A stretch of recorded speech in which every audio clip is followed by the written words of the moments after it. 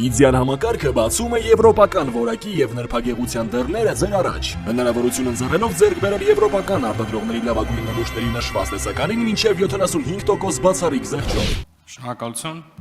Հարցը ուղղում եմ Հայաստանի Հանրապետության վարչապետ Նիկոլ Փաշինյանին։ Պարոն վարչապետ, վերջին օրերին լրագրողական համայնքի կողմից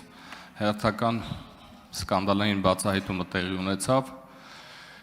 Կառավարության իրական դեմքը քողաձերծող եւ պարզվեց, որ պետական բյուջեն անխնա թալանվում է եւ պարզվեց, որ Հայաստանի Հանրապետության կառավարության անդամները, պատգամավորները, պետական կառավարման համակարգի աշխատակիցները ստանում են աշխատավարձ։ Որոշ դեպքերում նույնիսկ ստանում են պարգևավճարներ եւ հարցս հետեւյալն է. երբ է վերջ դրվելու այս անխնա թալանին եւ հաշվի առնելով վերջին այս մեր կառավարման օրոք առնվազն կարևոր ժամանակահատվածը մեր պետության համար, ինչու դուք անվճար չեք աշխատում որպես վարչապետ արդեն 8 տարի եւ երբեք վերջը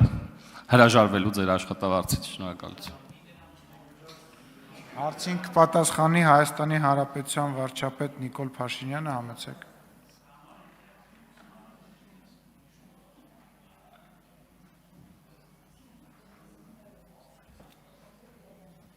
Շնորհակալ եմ հարցի համար, պարոն Աղաջանյան։ Ես իհարկե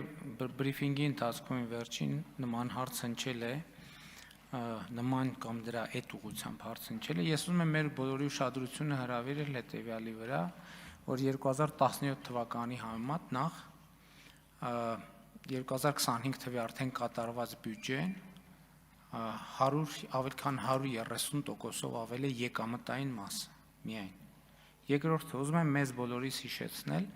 որ 2025 թվականի բյուջեում մենք պետական ապարատի պահպանման ծախսերը կրճատել ենք 4%-ով,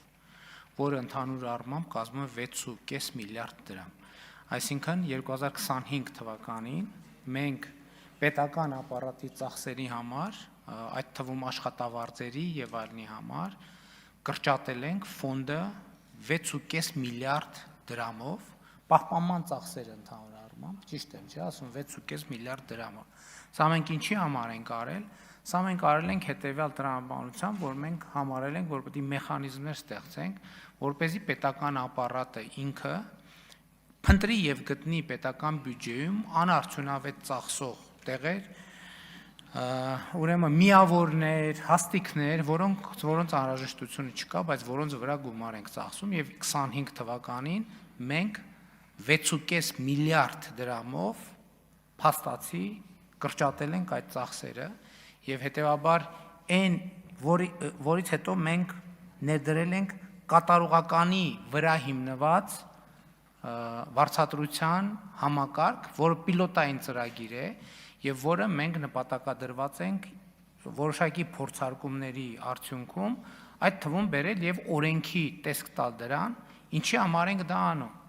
որովհետեւ կարծում եմ, որ եւ դա մեր ռազմավարություններին է վերաբերում, որ մենք պետական ինստիտուտները պետք է ուժեղացնենք եւ ընդհանուր առմամբ պետականությունը պետք է ուժեղացնենք, ինչով ենք մենք ուժեղացնում պետականությունը, նախ մենք սրանով իրականացնում ենք մեր տեսլականը դեռևս 2018-ի, որի համաձայն մենք ուզում ենք ունենալ բառիս բուն իմաստով անարատ եւ որևէ կողմնակի ազդեցությունից զերծ պաշտոնյա։ Այսինքն անարատ եւ որևէ կողմնակի ազդեցությունից զերծ պաշտոնյա, այսինքն զրո կոռուպցիա քաղաքականության իրագործումը։ Արդեն ասացի, որ նոր համակարգը պետք է լինի հիմնված կատարողականի գնահատման, վարձատրությունը պետք է փոխկապակցված լինի ծրագրային ստանձնած պարտավորությունների եւ դրանց կատարման ընթացքի հետ, որ արձագանքեք։ Արձագանք։ Շնորհակալ եմ,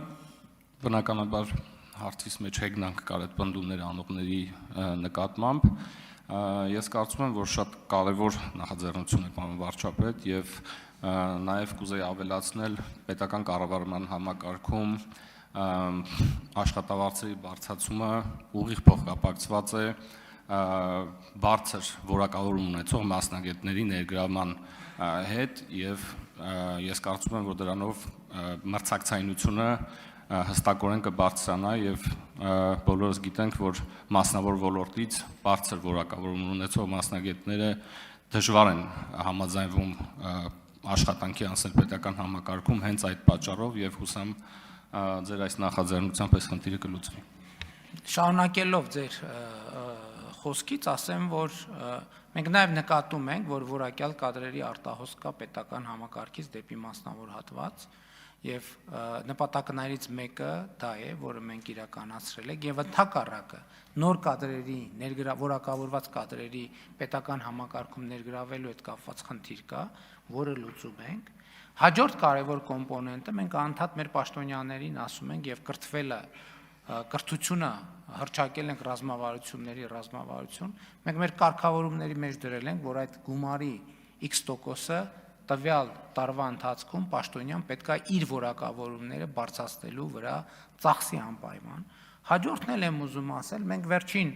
ամիսներին, վերջին տարվա ընթացքում նաև նկատել ենք, որ պետական պաշտոնյաների նկատմամբ այն մարդիկ, ովքեր անսահմանափակ փող ունեն եւ քաղաքականության մեջ ներգրավված են, պետական պաշտոնյաներին ծանրաբեռնում են անհամաչափ հայցադիմումներով ամենատարբեր անձնական բնույթի եւ պաշտոնյաները ուղղակի հնարավորություն չեն ունենում առաջինը էֆեկտիվ պաշտպանություն, որովհետեւ դա ծախս է, եւ երկրորդը դեզինֆորմացիայի դեմ պայքարում, էլի դա էլ իրավական ծախս է, ընդ որում մենք գործընկերներ ունենք, ովքեր տարիների արդյունքում հաղթել են դատական process-ները եւ ասենք իրենք 1.5 միլիոն դրամ ծախսել են դատական իրենց իրավունքները, բայց իրենց իրավունքներով նաեւ հանրության տեղեկացված լինելու իրավունքը եւ պետական համակարգը պաշտպանելու վրա, ասենք 1.5 միլիոն դրամ ծախսել են, դատարանը որպես ծախսերի փոխհատուցում օբյեկտիվ իր կարգավորումների շրջանակով, ասենք փոխհատուցել է փոխհատուցման որոշում է կայացրել 200,000 կամ 300,000 դրամի չափով, սա նշանակում է, որ հաջորդ անգամ այդ պաշտոնյան ոչ կարող է որևէ դատից պաշտպանվել, ոչ էլ կարող է իր դեմ զրպարտություններով պաշտպանություն գտնել, բայց այս ամենի նպատակը ինչ է։ Այս ամենի նպատակը եւ առաջնային շահառուն քաղաքացին է, որովհետեւ տեսեք ինչ հարց լինում է, չէ, քաղաքացու կյանքի հետ կապված, ում են ասում կամ պաշտոնյային։ Մեզ պետք է որ պաշտոնյան գերկենտրոնացած լինի իր խնդրի վրա եւ որը մինիմալ բան նրան շեղի իր աշխատանքից եւ սա շատ կարեւոր որոշում է եւ ես ուրախ եմ, որ այդ որոշումը կայացրել ենք մենք միասին եւ այո, ես եմ կայացրել, իսկ նրանք ովքեր ասած բան են առանց աշխատավարձի կամ սիմվոլիկ աշխատավարձով աշխատել են վարչապետ կամ չգիտեմ ինչ, հիմա նրանք դոլարային միլիոնատերեր են։ Ես նման խնդիր չունեմ իմ առաջ դրած, շնորհակալ եմ։